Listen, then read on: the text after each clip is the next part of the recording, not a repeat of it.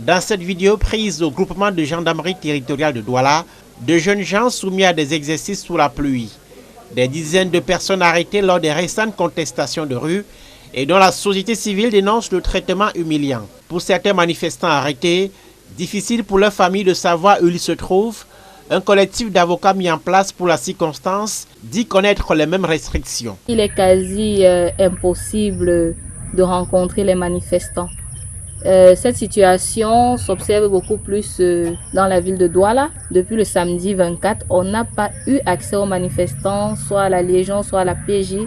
Il nous a été plusieurs fois opposé le refus de rencontrer ces personnes. Un groupe d'une centaine de personnes a été placé en garde à vue administrative à la prison centrale de Douala avec soins médicaux à la charge de leur famille d'après le gouverneur de la région du littoral. Une précision qui scandalise dans les milieux de défense des droits humains. Je précise ici que pendant la garde à vue ou des arrestations, manger, être soigné, être en sécurité relève de la responsabilité de l'État et non des familles. Le collectif d'avocats commis pour la défense des manifestants parle de plus de 1500 personnes arrêtées, dont des mineurs à Douala, Maroua, Bafoussam ou Garoua, entre autres. Un contingent qui aggrave les conditions de détention déjà alarmantes dans les prisons et les unités de sécurité, se désole Philippe Nangad. Par exemple, il n'y a aucun commissariat ou aucune gendarmerie qui dispose d'une cellule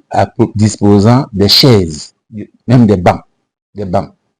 Quand on dit qu'on vous détient dans un commissariat, ça veut dire que vous êtes debout. Les ONG rappellent que le Cameroun a été récemment épinglé par les Nations Unies pour l'augmentation des cas de torture dans le pays. Le barreau du Cameroun a lui interpellé le gouvernement sur les arrestations arbitraires qui accompagnent la répression des manifestations en cette période de post-électorale.